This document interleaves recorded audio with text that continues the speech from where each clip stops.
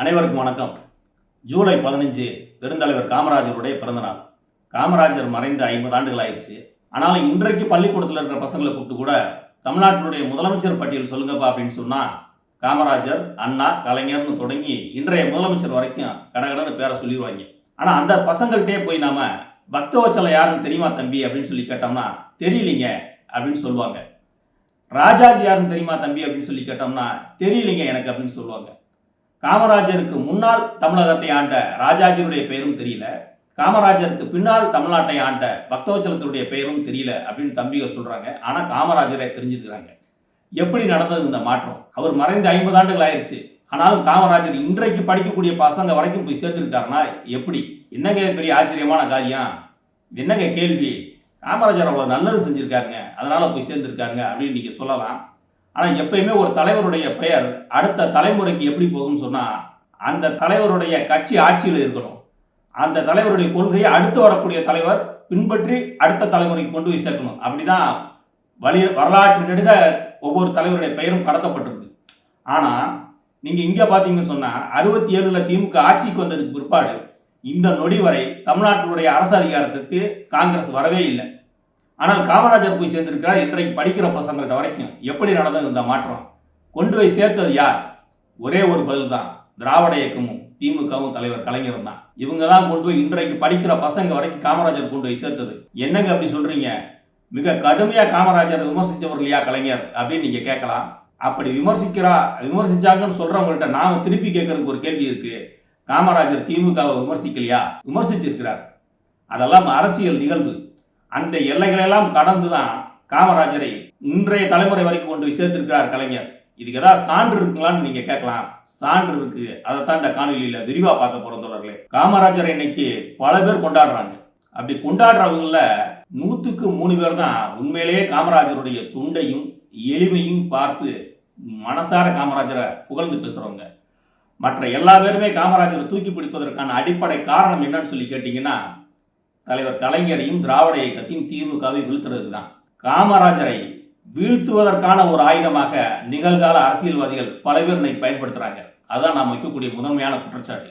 காமராஜர் என் பாட்டன் காமராஜர் எவ்வளவு எளிமையானவர் தெரியுமாடா அப்படின்னு சொல்லி பேசுவாங்க மேடை ஏறி வந்து. ஆனா வர்றது பாத்தீங்கன்னா 20 லட்சம் ரூபாய் கார்ல வந்து இறங்கி பேசுவாங்க. காமராஜருடைய எளிமையை பத்தி பேசுறது. சாகும்போது என் தாத்தன் காமராஜர் 4 வேட்டி 4 சட்டையோட தூங்கினாரு, செத்தாரு, 125 ரூபாய் பணத்தோட செத்தாரு அப்படின்னு காமராஜருடைய எளிமையை பத்தி பேசுவாங்க. ஆனா பிராண்டட் சட்டை, பிராண்டட் பேண்ட், பவர் ஷூ இல்லாம மேடை ஏற மாட்டாங்க. என் தாத்தன் வாழ்க்கை அவ்வளவு எளிமையான வாழ்க்கைன்னு புகழ்ந்து பேசுவாங்க. ஆனா மாசம் 2.5 லட்சம் ரூபாய் வாடகையில குடியிருக்கிற ஆளுங்க. இவங்களாலாம் காமராஜர் அடுத்த தலைமுறைக்கு ஒருபோதும் கடத்த முடியாது. காமராஜர் எப்படி அடுத்த தலைமுறைக்கு கொண்டு போனது திராவிட இயக்கம், குறிப்பாக திமுக 1959 சென்னை மாநகராட்சியை திமுக கைப்பற்றுது. அப்படி கைப்பற்றின உடனே மாநகராட்சி மன்ற உறுப்பினர்லாம் சேர்ந்து தலைவர் அண்ணாட்ட வந்து ஒரு கோரிக்கை வைக்கிறாங்க. உங்களுக்கு ஒரு செலவு வைக்கணும்னு நாங்கள் நினைக்கிறோம், சென்னை மாநகராட்சி சார்பாக உங்களுக்கு நாங்கள் ஒரு செலவு வைக்கணும்னு நினைக்கிறோம் அப்படிங்கிற ஒரு கோரிக்கையை முன் வைக்கிறாங்க. அண்ணா கவனமாக கேட்டுட்டு சொல்றாரு, செலவு வைக்கலாம், ஆனால் எனக்கு இல்லை, முதல்வர் காமராசருக்கு வைக்கணும் அப்படின்னு சொல்றாரு. அவங்க வந்தவங்களுக்கு அதிர்ச்சி. அண்ணா அப்படி சொல்லுவா, அவருக்கு செலவு வைக்கிறோம்னு சொன்னா அவர் தனக்கு செலவு வைக்க வேணாம், காமராசருக்கு வைக்க சொல்றாரு அப்படின்னு. ஆமா, ஒரு தமிழன் இந்த உயரத்துக்கு போனது யாருமே கிடையாது, காமராசருக்கு செலவைங்க அப்படின்னு சொல்லி சென்னை மாநகராட்சியின் சார்பாக முதலாக திமுகவின் சார்பாக 61 காமராசருக்கு சிலை வைக்கப்பட்டது சென்னையில. அதை திறந்து வைத்தவர் அன்றைய பிரதமராக இருந்த நேரு. அப்படிதான் முதலாக காமராசருக்கு அங்க சிலை வைக்கப்பட்டது. அதுக்கு பிற்பாடு நீங்க 75 நெருக்கடி காலத்துல காமராசர் காங்கிரஸ்ல இல்ல, அவர் தனியா ஒரு கட்சி தொடங்கி ஸ்தாபன காங்கிரஸ்ல இருக்கிறார். அந்த நெருக்கடி கால கொடுமையை பார்த்து ரொம்ப மனசு வந்து இருக்கிற போது அடிக்கடி தலைவர் கலைஞரோட அவர் சந்திக்கிறார். கலைஞர் அவர் அடிக்கடி சந்திக்கும் போது காமராசர்கிட்ட ஒரு கோரிக்கை வைக்கிறார். கலைஞர் கேட்கிறார், நான் வேணா முதலமைச்சர் பதவியை ராஜினாமா பண்ணிடவா, நீங்க தொடங்க போற இயக்கத்துக்கு நானும் சேர்ந்து வரவா அப்படின்னு சொல்லி கேட்கும் போது காமராசர் சொல்றாரு, அப்படி ஒருபோதும் செஞ்சிடாதீங்க, இந்தியாவிலே ஜனநாயக காற்று வீசக்கூடிய ஒரே மாநிலம் தமிழ்நாடு தான், நீங்க அதை கெடுத்துடாதீங்க, தொடர்ந்து நீங்க ஆட்சியில் இருக்கணும் அப்படின்னு சொல்லி கலைஞரை தொடர்ந்து ஆட்சியில் இருக்க சொன்னவர் பெருந்தலைவர் காமராசர். வரலாற்றில் இதெல்லாம் பல பேர் மறைச்சிட்டாங்க. இன்னும் சொல்ல போனா என் பாட்டேன்னு பேசுற எவை வாயிலிருந்து இந்த வார்த்தையெல்லாம் வரவே வராது. அப்படி காமராசருக்கும் கலைஞருக்குமான உறவு என்பது நெருக்கமான உறவு. 76 காமராசர் மறைந்ததுக்கு பிற்பாடு அவருடைய ஸ்தாபன காங்கிரஸ் சார்பாக குஜராத்தினுடைய முதல்வராக இருந்த பாபுபாய் படேல் வந்து வட சென்னையில் ஒரு சிலையை வைக்கிறார் காமராசருக்கு. அந்த சிலையை திறந்து வச்சுக்கு கூட போனது சிலை திறப்புலாவில் பங்கேற்றது தலைவர் கலைஞரும் பாபுபாய் படேலும் தான். வட சென்னையில் இருக்கக்கூடிய சிலையை திறந்து வச்சு தலைவர் கலைஞர் அவர்கள். இது வரலாறு. அக்டோபர் 2 காந்தி ஜெயந்தி என்பது நமக்கு தெரியும். 1975 அக்டோபர் 2 காலையில் அமைச்சர்கள் சூழ காந்திக்கு மரியாதை செஞ்சுட்டு தலைவர் கலைஞர் வீட்டுக்கு வர்றாரு. வீட்டுக்கு வந்து மதிய உணவு எடுத்துட்டு உறங்கலாம்னு போகிறாரு. சற்று நேரத்தில் தகவல் வருது உளவுத்துறை மூலியமா, காமராஜருடைய உடல்நிலை மிக மோசமா இருக்கு அப்படின்னு உளவுத்துறை மூலியமா தகவல் வருது. மருத்துவர்லாம் போயிட்டு இருக்கிறாங்க. வீட்டுக்கு சொன்ன உடனே வேகமா காவல்துறை அதிகாரிகளை கூப்பிட்டு நான் காமராஜர் வீட்டுக்கு போகணும், வேண்டிய ஏற்பாடுகளை செய்யுங்க அப்படின்னு சொல்றாரு. சொல்லிட்டு வேகமா சட்டையை மாட்டிட்டு கீழே இறங்கி வர்றாரு. அதுக்குள்ளே உளவுத்துறையில இருந்து அடுத்த ஒரு தகவல் வந்துருது, காமராஜர் மறைஞ்சிட்டாருன்னு தகவல் வருது. கலைஞர் வேகமா வீட்டுக்கு போறாரு. கலைஞர் வர்றதுக்குள்ளேயும் அங்க காமராஜர் வீட்டில் இருந்த காங்கிரஸ் தலைவர்கள்லாம் திகச்சு போய் நிற்கிறாங்க. என்ன செய்யுது ஏது செய்யுதுன்னு தெரியாம. அப்ப ராஜாராம், மேலவை உறுப்பினர் ராஜாராம் இருக்கிறாரு, கூட காமராஜருடைய உதவியாளர் இருக்கிறாங்க. எல்லா பேரும் சேர்ந்து என்ன செய்யலாம்னு ஒரு பெரிய ஒரு அதிர்வு அவங்களுக்கு. எங்க கொண்டு அவரை வைக்கிறது, எப்படி செய்யறது அப்படின்னு. கட்சி ஆஃபீஸுக்கு கொண்டு போயிருவோம் அப்படின்னு அவங்க எல்லாம் பேசிட்டு இருக்கிற போதே முதல்வர் கலைஞர் வீட்டுக்கு வந்துடுறாரு. காமராஜருடைய வீட்டுக்கு வந்தவர் நேரா செய்ய வேண்டிய மரியாதை செஞ்சுட்டு முதல்வர் வந்த சற்று நேரத்திலேயே நடிகர்கள் சிவாஜியும் வந்துடுறாரு. சிவாஜி வந்து பார்த்துட்டு கதறி அழுகிறாரு. கலைஞர் பார்த்துட்டு சொல்றாரு, இல்ல இல்ல பொதுமக்களுக்கு தெரிய ஆரம்பிச்சிருச்சு செய்தி, வெளியில செய்தி பரவ ஆரம்பிச்சிருச்சு, கூட்டம் வர ஆரம்பிச்சிருச்சு, இனி இந்த இடம் தாங்காது, நீங்க உடனே எடுங்க, ராஜாஜிகளில் கொண்டே வச்சிடலாம், அங்க வைக்கிறதா சரியா இருக்கு, நான் வேண்டிய எல்லா ஏற்பாடையும் நான் செய்யறேன், முதல்ல அந்த வேலையை பார்ப்போம் அப்படின்னு சொல்லிட்டு கலைஞர் உடனே காங்கிரஸ் கட்சிக்காரங்களை ஆயுதப்பட்ட காங்கிரஸ் கட்சிக்காரர்களுக்கே பெரிய பெரிய ஒரு என்ன செய்யலாம்னு தவிச்சுக்கிட்டு இருந்த நேரத்தில் கலைஞர் சட்டுன்னு ஒரு யோசனை சொன்னாரு அப்படின்னு அவங்களுக்கே ஒரு சந்தோஷம். ஒரு பக்கம் வேகமாக எடுத்துட்டு ராஜாஜி மண்டபத்தில் கொண்டே அங்கே வைக்கிறாங்க. அங்கேயே சற்று நேரத்தில் மொத்த அமைச்சரும் கூடிடுறாங்க. அமைச்சரவை கூட்டமே அங்கே நடக்குது. காங்கிரஸ் கட்சி தலைவர்கள்லாம் ஒரு பக்கம் சேர்ந்து பேசுறாங்க, காமராஜர் எங்க இறுதி நிகழ்ச்சி செய்யலாம் அப்படின்னு. காங்கிரஸ் கட்சியினுடைய அலுவலகத்திலே தேனாம்பேட்டையில இந்த வேலையை செஞ்சிடலாம் அப்படின்னு அவங்க முடிவு பண்ணிட்டு கலைஞர்கிட்ட வந்து சொல்றதுக்கு வர்றாங்க. ஏன்னா ஒரு முதலமைச்சருங்கிறனால.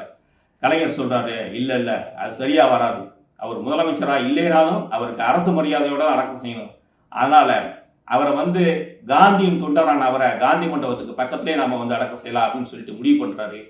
அந்த இடம் எப்படி இருக்குன்னு பார்க்கணும் அப்படின்னு சொல்லிட்டு கிளம்பலாம்னு கிளம்புறாங்க. அப்பவே மணி 7-8 மணி ஆகி போயிடுச்சு. 8 மணிக்கு, ஏன்னா 3:15 காமராஜர் இறந்தார். மதியம் 3:15 காமராஜர் இறந்தாரு. 8:15 மணிக்கு 8 மணி போல கலைஞர் காங்கிரஸ் கட்சியினுடைய திண்டிவனம் ராமமூர்த்தியும் அவர் மேலவை உறுப்பினர் ராஜாராமையும் கூப்பிட்டுட்டு அமைச்சர் பாபுசாவையும் கூப்பிட்டுட்டு ஒரே கார்ல பயணம் செஞ்சு நேரா போய் காந்தி மண்டபத்துக்கு பக்கத்துல காமராஜர் எந்த இடத்துல இறுதி காரியம் செய்யணும்னு கலைஞர் முடிவு பண்ணாரோ அந்த இடத்துக்கு வந்து நிற்குது கார். எல்லாம் மரம் செடி சத்தையா கிடக்கு, சேறு சகதியமா கிடக்கு. பார்க்கிறார் கலைஞர். விடிய காலையில பல்லாயிரக்கணக்கான மக்கள் வந்து இந்த இடத்துல நிக்கணும். வேட்டியை மடிச்சு கட்டிட்டு உடனே அரசு உத்தரவு பிறப்பிக்கிறார். மல அதிகாரிகள் வந்து சேர்றாங்க. அத்தனை இடத்தை சுத்தம் பண்ணி செடி சத்தையில, ஏன்னா மறுநாள் காலையில பிரதமரும் அந்த இடத்துக்கு வரணும். அன்றைய பிரதமர் இந்திரா இருந்தாங்க, அவங்களும் இறுதி அஞ்சலி செலுத்த வருவாங்கிறனால முதலமைச்சரை வேட்டியை மடிச்சு கட்டிட்டு வேலை பார்க்க தொடங்குறாரு. மழை வேலை பெய்ய ஆரம்பிக்குது. இத்தனைக்கு நடுவில் காமராஜருக்காக வேண்டி கலைஞர் வேலை பார்க்கிறார். எல்லா வேலையும் சுத்தமா நடக்கிறத பார்த்துட்டு இருந்துட்டு கலைஞர் கூடயே இருந்து இறுதி வரைக்கும் நின்றுட்டே இருக்கிறார்.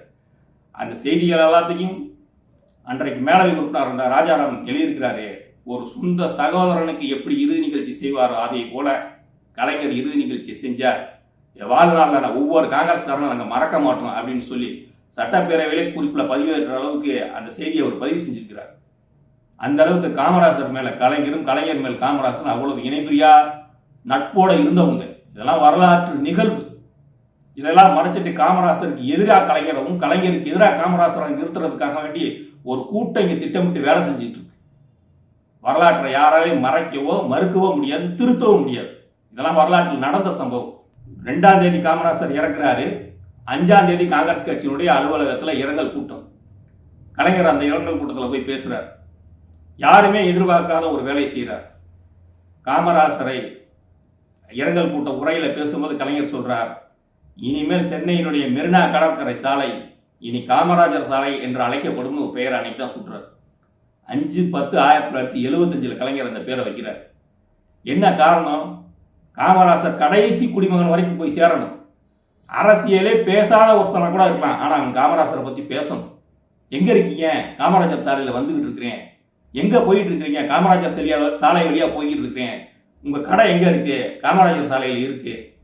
லேண்ட்மார்க்கா காமராஜர் சாலையை சொல்ற அளவுக்கு அரசியல் பேசுறவன் அரசியல் பேசாதவன் அத்தனை பேர் வாயில இருந்தும் லட்சக்கணக்கான மக்களை ஒரு நாளைக்கு காமராசர் காமராசர் காமராசர்னு சொல்ல வச்ச ஆளுமை தலைவர் கலைஞர் அவர்கள். அவ்வளோ பெரிய வரலாற்று சிறப்பு மிக்க சாலைக்கு அந்த பேரை சூட்டினவர் தலைவர் கலைஞர் அவர்கள். அது மட்டும் இல்லாமல் 75க்கு பிற்பாடு தலைவர் கலைஞருடைய ஆட்சி போயிருது. 78ல் எம்ஜிஆர் தமிழ்நாட்டுடைய முதலமைச்சராக இருக்கிறார். சட்டமன்றம் நடந்துகிட்டு இருக்கு.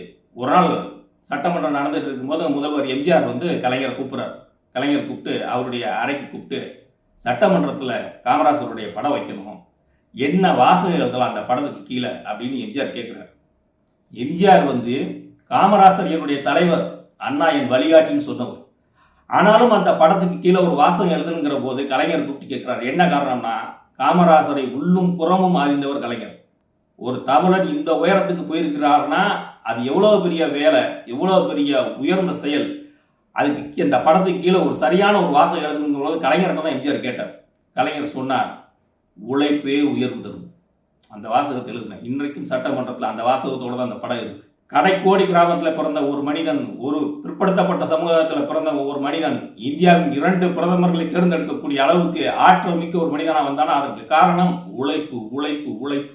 அடுத்த தலைமுறை காமராசர் படத்தை பார்க்கும் போதெல்லாம் உழைச்சோம் மேலே வர முடியும் அப்படிங்கிற ஒரு நம்பிக்கையை அந்த மனிதர்களுக்கு ஏற்படுத்துங்கிறதுக்காக தான் தலைவர் கலைஞர் உழைப்பே உயர்வு தருங்கிற வாசகத்தை காமராசர் படத்தை கீழே எழுத சொன்னார். அது வரலாற்று சிறப்பு மிக்க செயல்.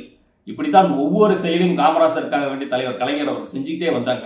78ல் அதை செஞ்சாங்க. அதுக்கு பிற்பாடு அவரால் முதலமைச்சராக இல்லை. மீண்டும் அவர் முதலமைச்சரானது 89ல் தான் தலைவர் கலைஞர் மீண்டும் முதலமைச்சராகிறார். 89ல் முதலமைச்சரான உடனே தலைவர் கலைஞர் நேராக காமராசருடைய இல்லத்துக்கு போறார். அங்கே போய் பார்க்குறார். அங்கே போய் பார்த்து காமராசருடைய தங்கை மகள் கமலாதேவி அவங்க உடல்நலம் இல்லாமல் இருக்கிறாங்க. அவங்களுக்கு 1 லட்ச ரூபா பணம், அது மட்டும் இல்லாமல் முதலமைச்சர் பொது நிவாரண நிதியிலிருந்து 1.5 லட்ச ரூபா பணம், 2யும் கொடுத்தார் தலைவர் கலைஞர். காமராசருடைய தங்கை நாகம்மாள் அவங்கள போய் வீட்டில் பார்க்குறார். பார்த்துட்டு அவங்களுக்கு ஒரு தொகை கொடுக்குறார். அது மட்டும் இல்லை, எளிமையாகவே வாழ்ந்து மறைஞ்சு போன காமராசருடைய தங்கையுடைய பேத்தி கமலாதேவியுடைய மகள் திருமண வயதை எட்டி நிற்கிறாங்க. அவங்களுக்கு திருமணம் செஞ்சு வைக்கணும். ஆனால் எந்த பொருளாதார வளமும் இல்லை. இப்போ தலைவர் கலைஞர் பார்க்குறாரு. அந்த திருமணத்தை அவரே தலைமையேற்று நடத்தி வைக்கிறார். அது மட்டும் இல்லாமல் காமராசர் வீட்டு திருமணத்திற்கான மொத்த செலவையும் தமிழ்நாடு அரசே ஏற்குங்கிறார். யார் செய்வார்? காமராசருக்கு பின்னாலும் கலைஞர் காமராசருடைய குடும்பத்திற்கு ஒரு சகோதரை போல் இருந்து வேலை செஞ்சிருக்கிறார். தமிழ் தேசியம் பேசுகிறவன் சொல்வானா இந்த மேடையிலேயே எவனா பேசியிருக்கிறானா? என் தாத்தேன்னு பெருமை பேசியிருக்கிறவன் எவனா பேசியிருக்கிறானா? ஆனால் இதெல்லாம் கலைஞர் வெளியே சொன்னது கூட கிடையாது. இந்த வேலையெல்லாம் செஞ்ச கலைஞர் இந்த பெருமையெல்லாம் பேசுனது கூட கிடையாது. ஏன்னா தன்னுடைய கடமையாக நினைச்சார் தலைவர் கலைஞர்.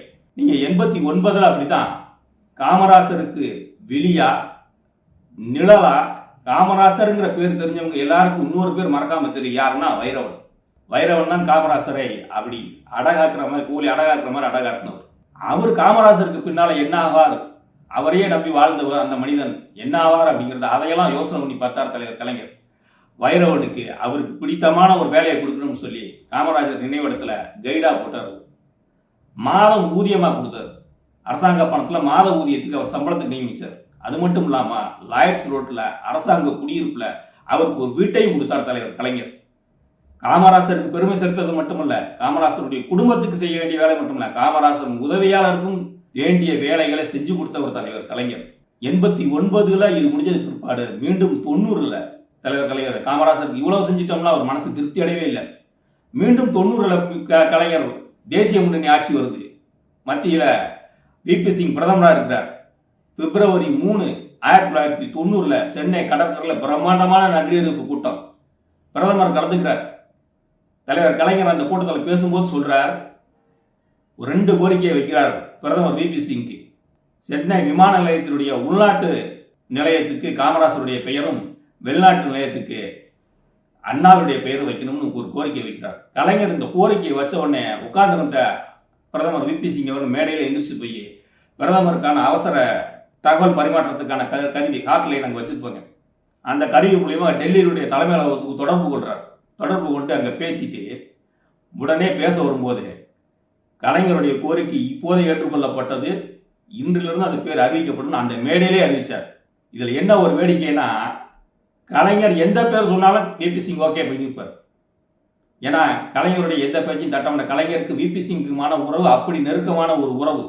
கலைஞர் எந்த பேரை வேணாலும் சொல்லியிருக்கலாம். ஆனா கலைஞர் கவனமா காமராசர் பேரையும் அண்ணா பேரையும் சொன்னார். ஏன்? காமராசர் போய் சேரணும் அடுத்த தலைமுறைக்கு. நீ அரசியல் பேசுறிய, அரசியல் பேசலையோ, நீ விமான நிலையத்துக்கு வந்து நீ விமானம் வர்றதுக்கு தாமதமாக நிற்கிற கொஞ்ச நேரத்தில் அங்க பெயர் பலகையில் இருக்கக்கூடிய காமராசர் பெயரை படிக்கணும். நீ காமராசர் யாருன்னு நீ தேடணும், காமராசரை போல நீ வாழணும் அப்படிங்கிறதுக்காக வேண்டி காமராசர் பேர் அடுத்த தலைமுறைக்கு கடத்தணும் தலைவர் கலைஞர். அங்க மட்டும் இல்ல, நீங்க இப்ப பல தமிழ்நாட்டில் இருக்கக்கூடிய பல பேருந்து நிலையங்களுக்கு எடுத்து பாருங்க. நீங்க திண்டுக்கல் பேருந்து நிலையத்தை கூட நீங்க எடுத்துக்கங்க. அங்க போய் நீங்க நின்னீங்கன்னா கூட பேருந்து வர்றதுக்கு காத்திருக்கிறீங்க, கொஞ்ச நேரம் நீங்க நின்றுட்டு இருந்தீங்கன்னா நிமிந்து பார்த்தீங்கன்னா காமராசர் பேருந்து நிலையம் இருக்கு. யார் வச்சு? தலைவர் கலைஞர் தான் வைக்கிறார். காத்துக்கிட்டு இருக்க அந்த கொஞ்ச நேரத்தில் நீங்க அரசியலே பேசாம இருக்கலாம், ஆனால் காமராசருங்கிற பெயர் உங்க கண்ணில் பட்டுக்கிட்டே இருக்கும். அப்படி தமிழ்நாட்டின் பல பகுதிகளில் காமராசருடைய பெயரை தமிழ்நாட்டு மக்கள்கிட்ட கொண்டு போய் சேர்த்த பெருமை தலைவர் கலைஞருக்கு உண்டு. 2006 மீண்டும் தலைவர் கலைஞர் ஆட்சிக்கு வந்ததுக்கு பிற்பாடு கல்வி வளர்ச்சினாலும் ஒரு திட்டத்தை கொண்டு வர்றார், ஒரு அறிவிப்பு கொடுக்கிறார். ஜூலை 15 காமராசருடைய பிறந்த நாளை கல்வி வளர்ச்சி நாளில் அறிவிக்கிறார். ஒரு பள்ளி மாணவன் 1ஆம் வகுப்புல இருந்து கல்லூரி காலம் வரை முடிக்கிற வரைக்கும் ஒவ்வொரு ஆண்டும் அந்த பள்ளியில ஒரு விழா தவறாம நடக்கணும். அது கல்வி வளர் காமராசருடைய பெயரால் அந்த விழா நடக்கும். கட்டுரை போட்டி காமராசர் பெயர்ல, கவிஞர் கவிதை போட்டி காமராசர் பெயர்ல, பேச்சு போட்டி காமராசருடைய பெயர்ல பல போட்டிகள் நடந்துகிட்டே இருக்கும்.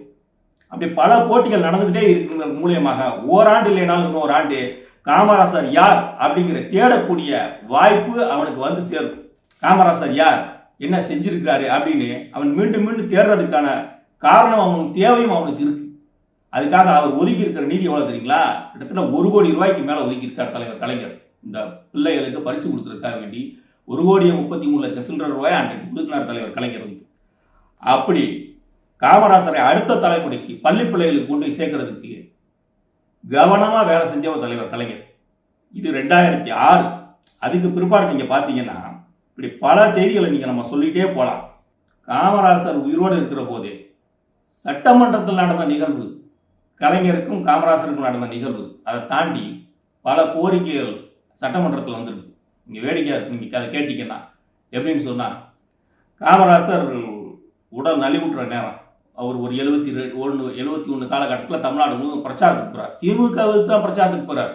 அப்படி காமராசருடைய அந்தரங்க உதவியாளர் வந்து கலைஞர்கிட்ட ஒரு கோரிக்கை வைக்கிறார். என்ன அப்படின்னா, ஐயா அவங்க வந்து தேர்தல் பிரச்சாரத்துக்கு போகணும், அரசாங்க விடுதியில் தான் அவங்க தங்க வேண்டிய சூழ்நிலை வருது, ஆனால் அரசாங்க விடுதியில் குளிர்சாதன வசதி இல்லை, ஐயாவுடைய உடல்நிலைக்கு அதுக்கு ஒத்துக்க மாட்டேங்குது, நீங்கள் குளிர்சாதன வசதி ஏற்படுத்தி கொடுக்கணும் அப்படின்னு சொல்லி கேட்குறாங்க.